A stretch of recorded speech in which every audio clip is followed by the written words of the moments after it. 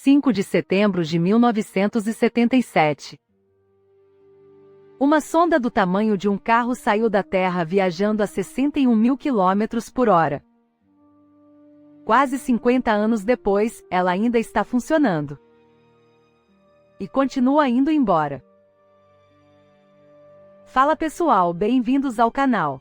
Hoje a gente vai contar a história da Voyager 1, o objeto mais distante já lançado pela humanidade. Uma sonda que foi enviada para explorar Júpiter e Saturno, durou 5 anos conforme planejado, e depois simplesmente não parou mais. Quase meio século depois, ela está no espaço interestelar, além do nosso sistema solar, ainda transmitindo dados para a Terra. É uma das histórias mais incríveis e emocionantes da ciência humana. Se você curtiu o tema, já deixa o like antes de continuar. Para entender a grandiosidade da Voyager 1, a gente precisa falar sobre uma raridade astronômica que aconteceu nos anos 70. A cada 175 anos, os planetas externos do Sistema Solar se alinham de uma forma que permite que uma sonda viaje por todos eles usando apenas a gravidade como impulso, sem gastar combustível adicional. Esse fenômeno é chamado de assistência gravitacional. Em 1977, essa janela estava se abrindo. Era agora ou esperar até 2152. A NASA não deixou passar. Em agosto de 1977, lançou a Voyager 2. E em setembro do mesmo ano, lançou a Voyager 1, numa trajetória mais rápida que passou primeiro pelos planetas. As duas sondas foram projetadas para durar 5 anos. Explorar Júpiter e Saturno, tirar fotos, coletar dados e pronto. Missão cumprida. O que aconteceu depois foi além de qualquer expectativa.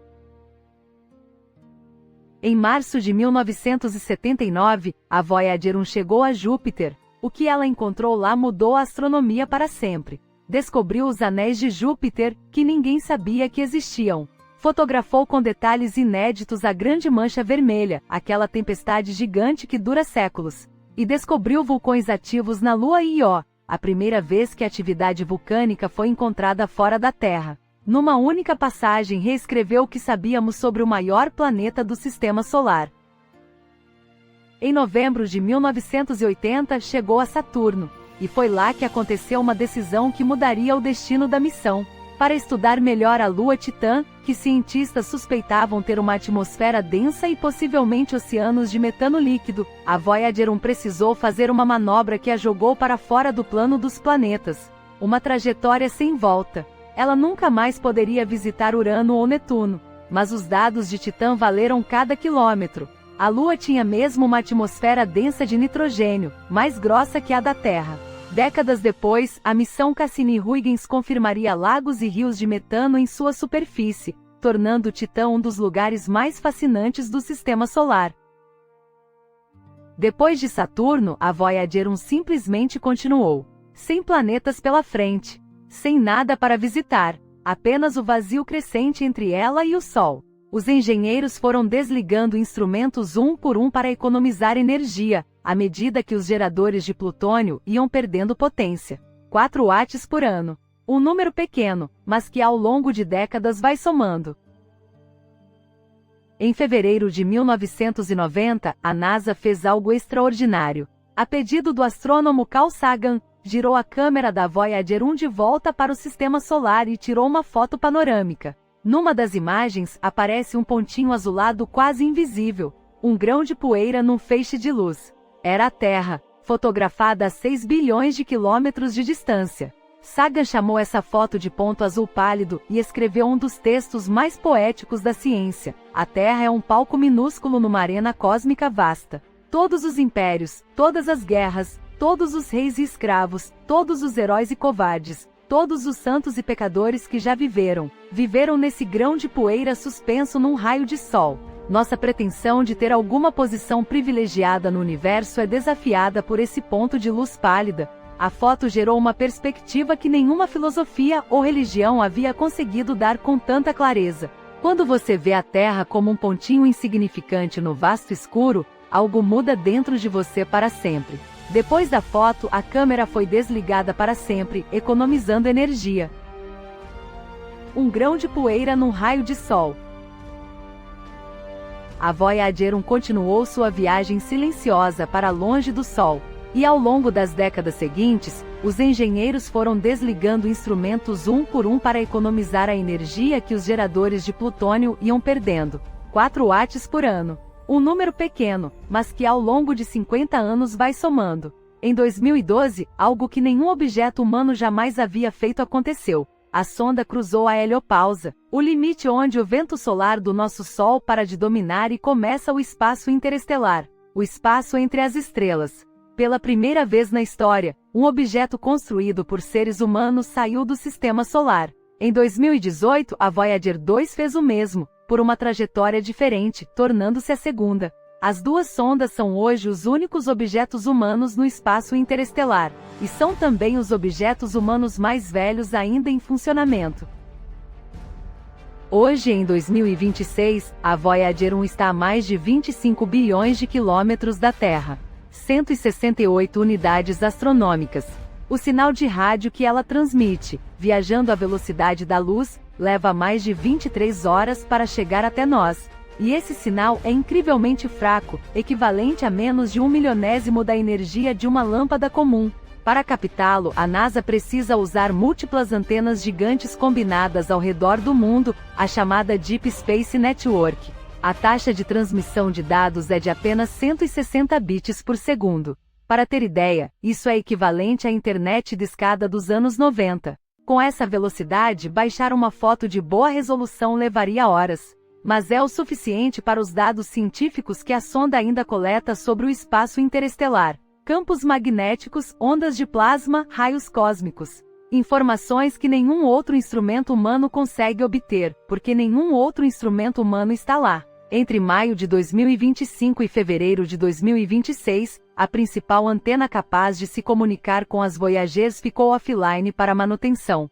Foram meses críticos. Uma corrida contra o tempo para fazer reparos no único equipamento que mantém o fio de comunicação com a sonda mais distante da humanidade. E em novembro de 2026, ela vai atingir um marco que nenhum objeto humano jamais atingiu, um dia-luz de distância da Terra. Um sinal enviado de lá vai levar exatamente 24 horas para chegar até aqui, uma distância que desafia qualquer tentativa de visualização. Para colocar em perspectiva, a Lua fica a 1 segundo e 3 de distância. Marte fica até 24 minutos. E a Voyager 1 vai estar a um dia inteiro de distância pela velocidade da luz. Um dia inteiro. Manter uma sonda funcionando a essa distância é um desafio de engenharia que vai além de qualquer coisa já tentada. Quando um problema surge na Voyager 1, os engenheiros enviam um comando. Esse comando leva mais de 23 horas para chegar. A sonda executa e envia uma resposta. Mais 23 horas para voltar. Quase 2 dias de espera por cada interação. Em 2023, a sonda começou a enviar dados corrompidos incompreensíveis.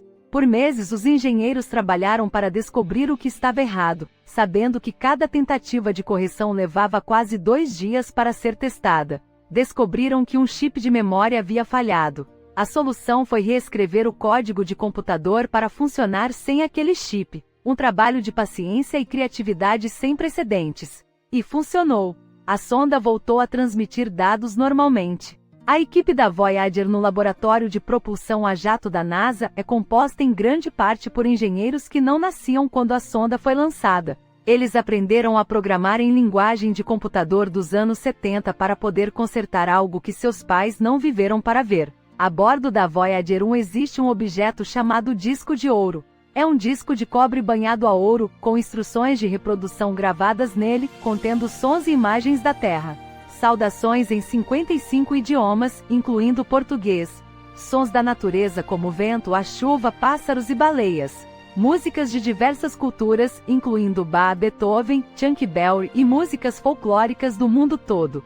E fotografias da vida na Terra. Pessoas comendo, crianças brincando, paisagens de diferentes continentes, o DNA humano, a estrutura matemática da física. O curador da seleção foi o próprio Carl Sagan, que tinha semanas para decidir o que representaria a humanidade para sempre. Uma tarefa impossível e inevitavelmente incompleta, mas realizada com uma poesia rara.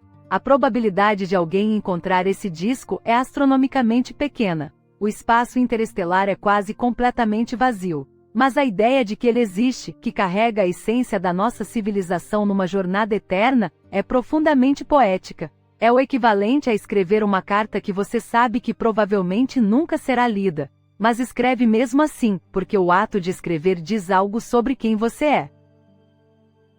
A estimativa atual é que a Voyager 1 perca toda a energia e pare de transmitir por volta de 2030, 4 anos a partir de agora. Em 2026, apenas 2 instrumentos ainda estão funcionando, o magnetômetro e o subsistema de ondas de plasma. Todos os outros foram desligados ao longo das décadas para conservar energia.